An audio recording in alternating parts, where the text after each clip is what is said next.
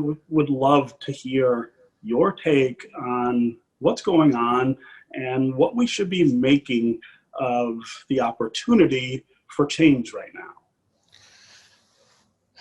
You know, in some ways, I have no idea what's going on because everything feels so uncharted and unprecedented.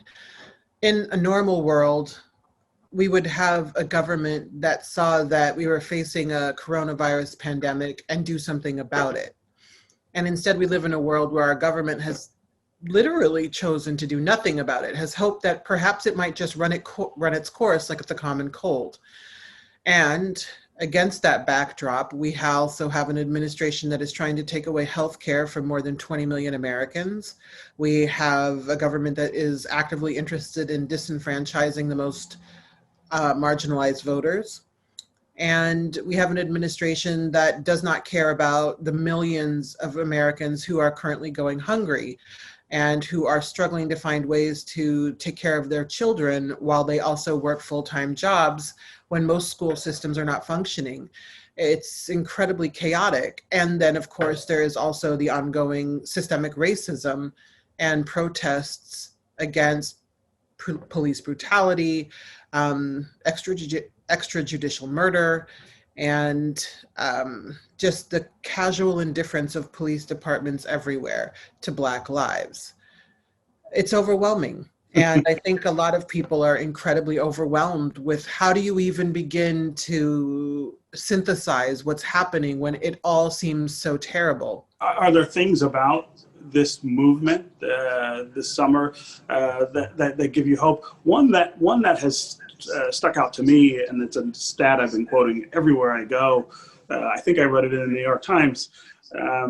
23 million people have participated in some form in BLM protests, which makes it the largest social movement in the history of the United States. And if you think about that, that means it's larger than the civil rights movement. It's larger than the anti-war movement against Vietnam. It's larger than suffrage. That to me says we are closer to the precipice of change, perhaps, than we've been before. Of course, you've got to harness that and employ it in a way that makes the change. But I wonder if there are things that for you say this is a different moment than past moments, in that we will get something substantive. I don't know if we will, but I am deeply encouraged by the scope of the current movement and how many different kinds of people are participating. I think we do have the broadest coalition of people committed to change that we've ever had. It's just a question of who holds the real power. We are going to see people in power who, people in judicial power who stand against pretty much everything equality related. And so, I don't know, it's just so hard. Checks and balances is not working right now, but people are protesting, and the protesting is unrelenting, which is so amazing. And every single protester who has been out in these streets wearing their masks and doing their best to social distance while making clear that they're not going to let up and they're going to continue to hold local governments and local police departments accountable. I think it's amazing. And I hope that we can find a way to capitalize on this moment and all of this amazing political energy that has been generated from the grassroots level, because it's not really happening at the federal level. You, of course, are an artist and somebody who has created, I would imagine, both in crisis and out of crisis. But let's talk first about the relationship between art and crisis. It seems to me that some of the most important art, of course, comes from pain or trauma or tension, which are sort of at the root of crisis. But I guess one question is, are the two sort of inexorably tied together? In other words, is there an inherent link between great art and crisis? I think there's an inherent link between a lot of different things, and certainly great art and crisis have a significant relationship and have throughout history. When you look at a lot of the great literature, the great art, the great music that has been created throughout history. It has risen out of protest, it has risen out of revolution, it has risen out of people deciding that enough is enough and it's time for a change to come. And we also, I think, see great art that rises out of joy, that rises out of progress, because those things create possibility where previously there was none. And that's the great thing about art. There is no moment to which art cannot rise. And I think that's what keeps artists going during times like this, when things seem hopeless and where a lot of us have lost our income for the year, if not longer. You know, the only solace is that we still get to create.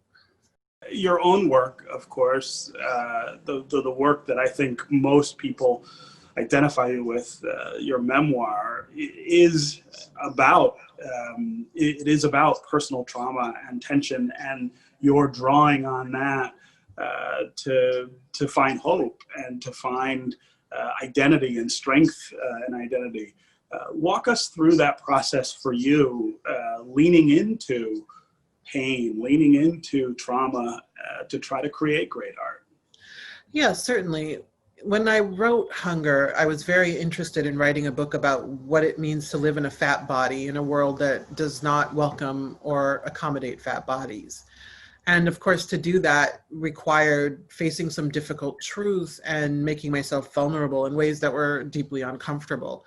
But I also knew that it was necessary. When I first thought about writing Hunger, I was terrified. And that's how I knew it was the right book to write. Anything that intimidates or terrifies me tends to be a site of really great potential creatively.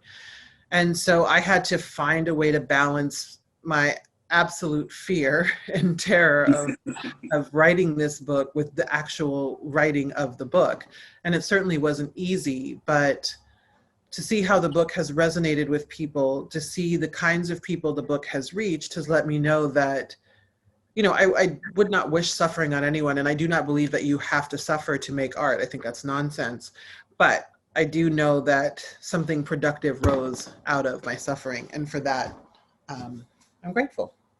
When when you're doing your current work at the New York Times, which I find really interesting, it's different than a lot of the other things that you've done. It's about work and people's lives at work. Talk about how these other kind of issues that you've been so steeped in for so long influence how you tell people about their workplaces. Certainly. I edit a column called, or I write a column for the New York Times called Work Friend, and every other week I answer questions from people about their work lives.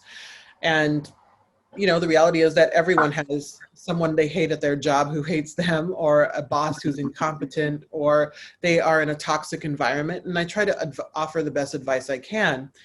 The challenge in offering people advice about work is that very few people are in a position to fight the good fight without consequence.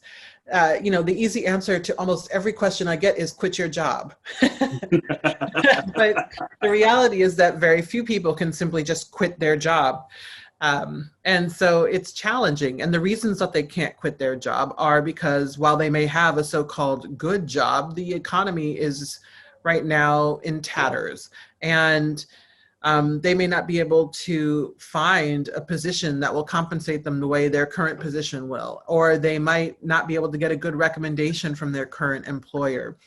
Or they, you know, a lot of industries are in fact very small. And so if they leave one position, they might get sort of a scarlet letter because they were, you know, they might be seen as problematic for leaving one job.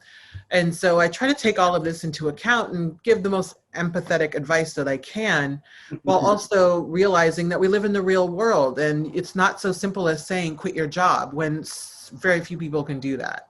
Yeah. And so how do you tell people to deal with a terrible work environment when they have really very limited options?